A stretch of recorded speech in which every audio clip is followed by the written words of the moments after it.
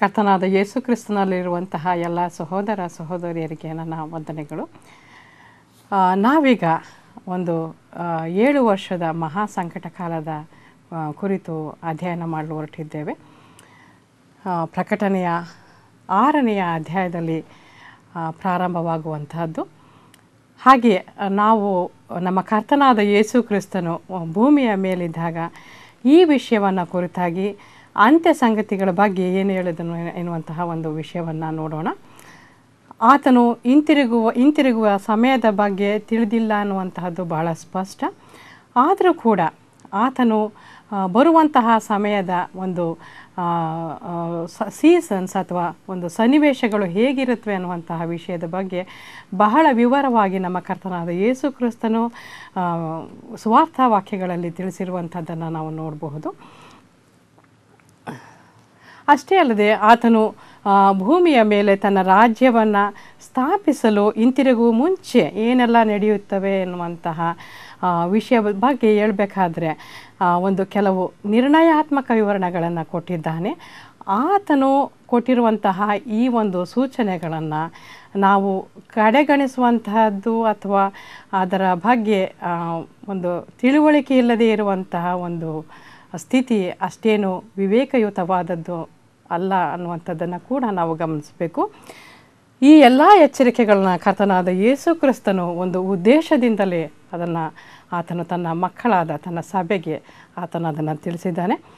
ಅಂತ್ಯಕಾಲವು ಸಮೀಪವಾಗಿರುವುದಕ್ಕೆ ಸೂಚನೆಗಳು ಇರುತ್ತವೆ ಎನ್ನುವುದಕ್ಕೆ ನಮ್ಮ ಕರ್ತನಾದ ಯೇಸು ಕ್ರಿಸ್ತನು ಬೈಬಲ್ನಲ್ಲಿ ಮತ್ತಾಯ 24ನೆಯ ಅಧ್ಯಾಯ 1ರಿಂದ 22ನೇ ವಚನಗಳು, ಹಾಗೆ ಮಾರ್ಕ 13ನೇ ಅಧ್ಯಾಯ 3ರಿಂದ 23 ಮತ್ತು ಲೂಕ 21ನೇ ಅಧ್ಯಾಯ 5ರಿಂದ 28 ಈ ವಾಕ್ಯಗಳಲ್ಲಿ ಹೇಳಿರುವುದನ್ನು ನೇರವಾಗಿ ನೀವು ಓದಿ. ಹಾಗೆಯೇ ಈ ಮಾತುಗಳನ್ನು ಆತನು ತಾನು ಶುಕ್ರವಾರ ಕ್ರೂಜೆ ಹೊಂದಬೇಕಾಗಿದ್ದಂತಹ ವಾರದಲ್ಲಿ, ಅಂದರೆ ಆ ದಿನದ 3 ದಿನಗಳ ಮುಂಚೆ ಒಂದು ಮಂಗಳವಾರದ ದಿನ ಆತನು ತನ್ನ ಶಿಷ್ಯರಿಗೆ ಒಂದು ನೇರವಾಗಿ ವ್ಯಕ್ತಿಗತವಾಗಿ ಹೇಳಿದಂತಹ ಸೂಚನೆಗಳು ಅನ್ನುವಂಥದ್ದನ್ನು ಕೂಡ ನೀವು ನೋಡಬಹುದು.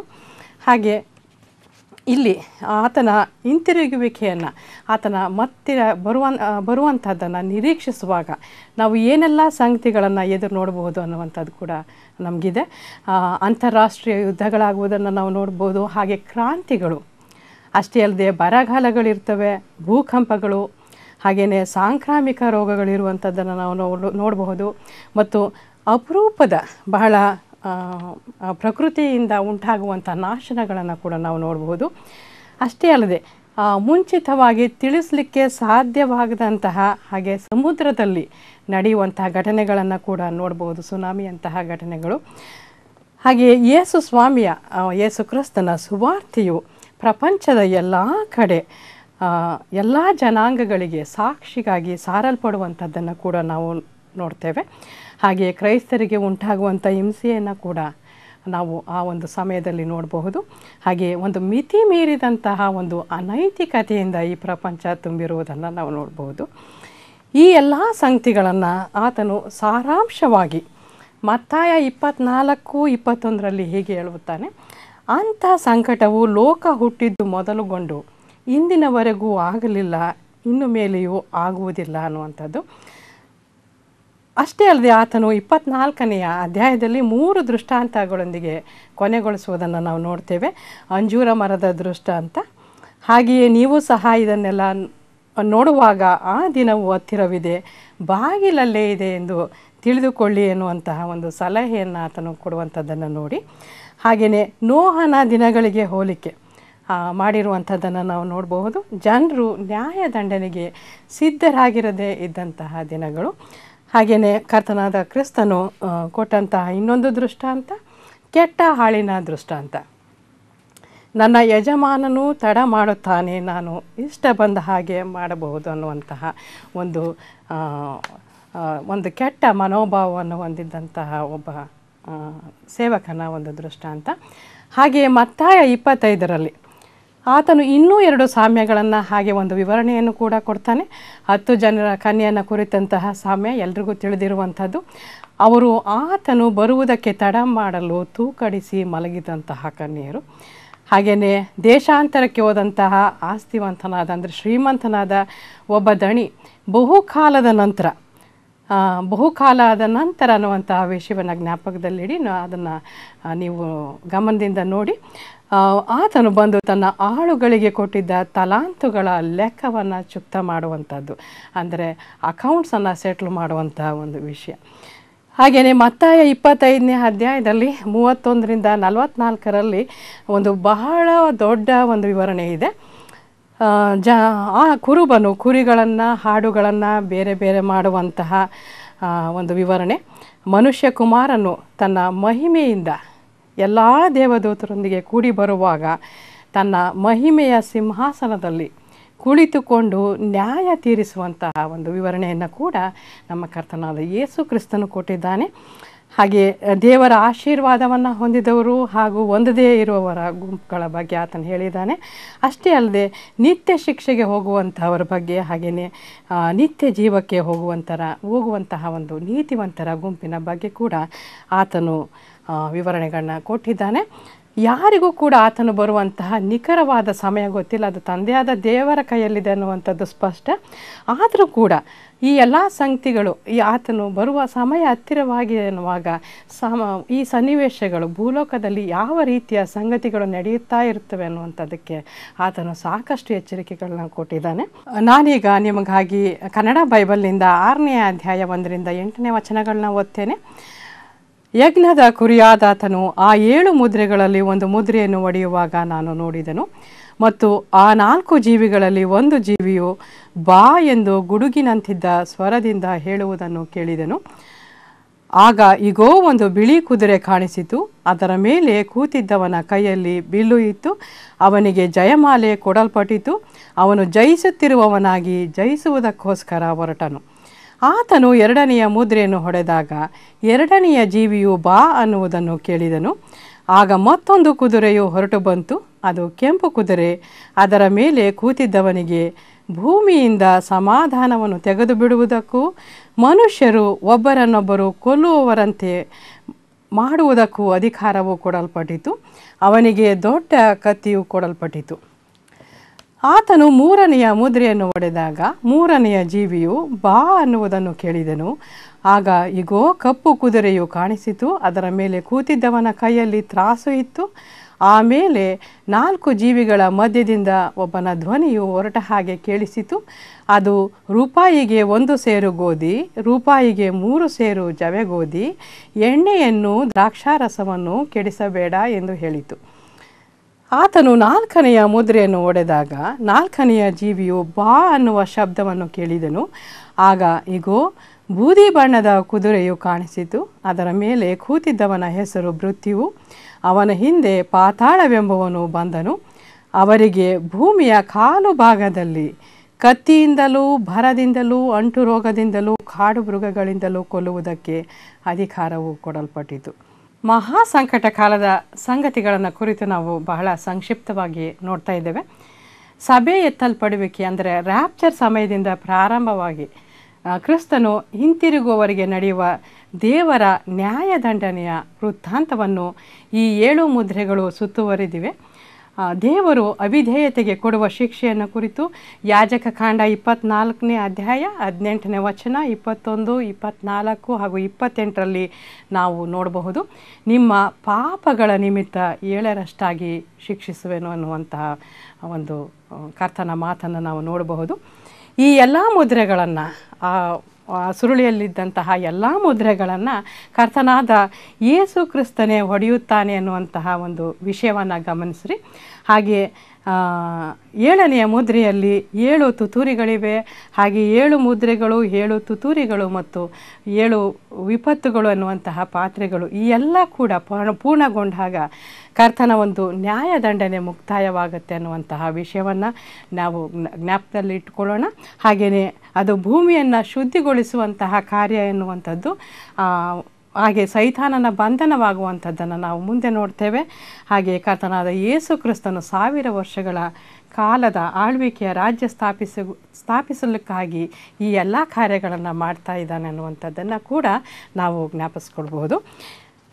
ಈಗ ನೀವು ಯಾಜಕ ಕಾಂಡದಲ್ಲಿರುವಂತಹ ಶಿಕ್ಷೆಯ ಒಂದು ರೀತಿಯನ್ನು ದೇವರು ಹೇಗೆ ಹೆಚ್ಚಿಸ್ತಾ ಹೋಗ್ತಾನೆ ಅನ್ನುವಂತಹ ಒಂದು ಸ್ಪಷ್ಟ ಒಂದು ವಿವರಣೆಯನ್ನು ನೀವು ಯಾಜಕ ಕಾಂಡದಲ್ಲಿ ನೋಡಬಹುದು.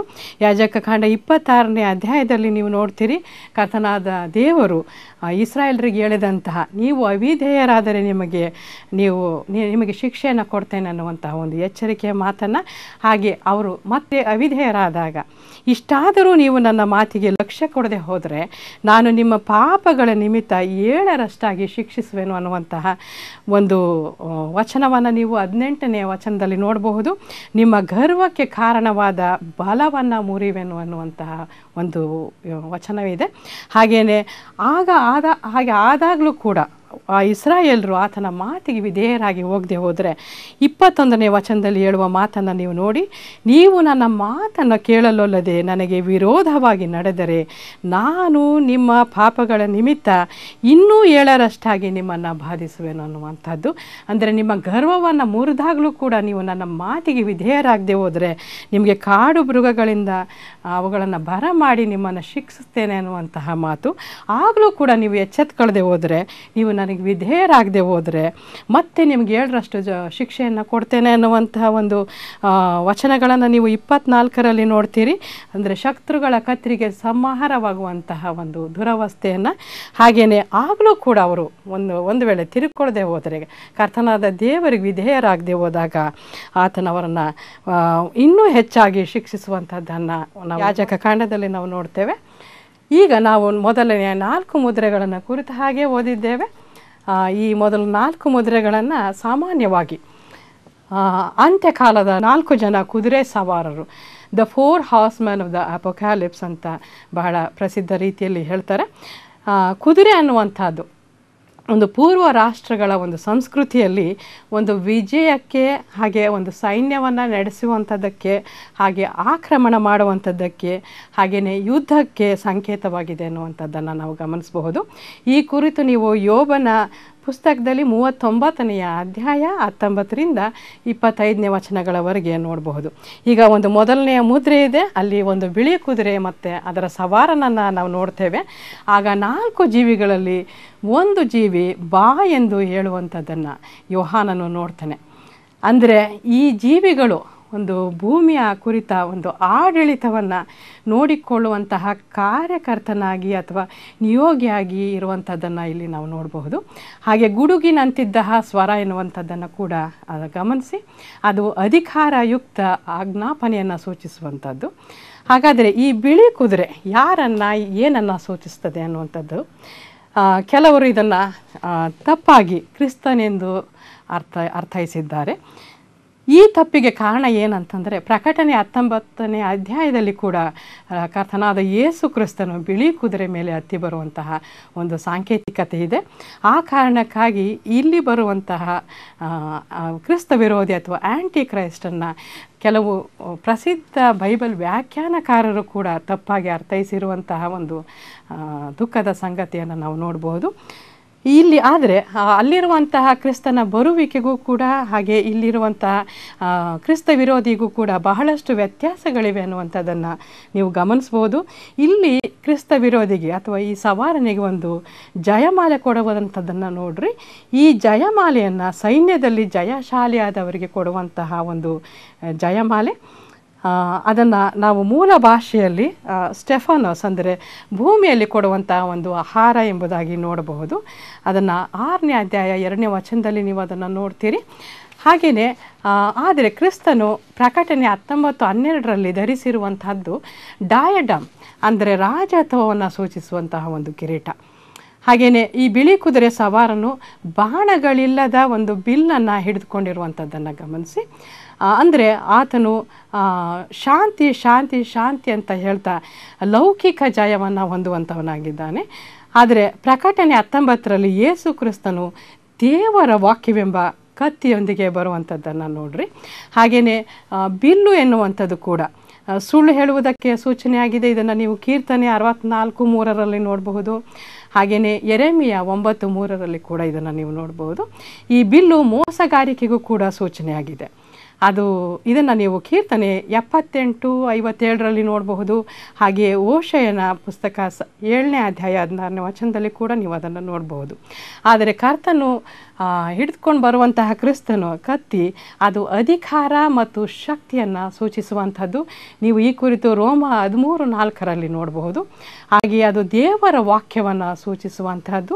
ಅದನ್ನು ಎಫೆಸ 6:17 ಹಾಗೂ ಇಬ್ರಿಯ 4:12 ನೋಡಬಹುದು. ಅಷ್ಟೇ ಅಲ್ಲದೆ ಈ ಕ್ರಿಸ್ತನ ಕತ್ತಿ ದೇವರ ನ್ಯಾಯಸ್ಥಾಪನೆಯನ್ನು ಕೂಡ ಸೂಚಿಸುವಂಥದ್ದು. ಇದನ್ನು ಕುರಿತು ಕೂಡ ನೀವು ಧರ್ಮೋಪದೇಶ ಕಾಂಡ 32:41 ನೋಡಬಹುದು. ಜಕರ್ಯ 13:7 ನೋಡಬಹುದು.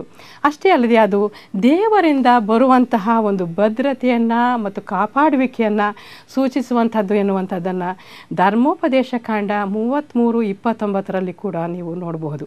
ಹಾಗಾದರೆ ಈ ಬಿಳಿ ಕುದುರೆ ಸವಾರನು ಮೋಸಗಾರನಾಗಿರುವಂತಹದ್ದು ಮತ್ತು ಅವನು ಬೈಬಲ್ ವ್ಯಾಖ್ಯಾನಕಾರರನ್ನು ಕೂಡ ಮೋಸಗೊಳಿಸಿರುವಂತಹ ಒಂದು ಸಂಗತಿಯನ್ನು ನಾವು ನೋಡ್ತೇವೆ.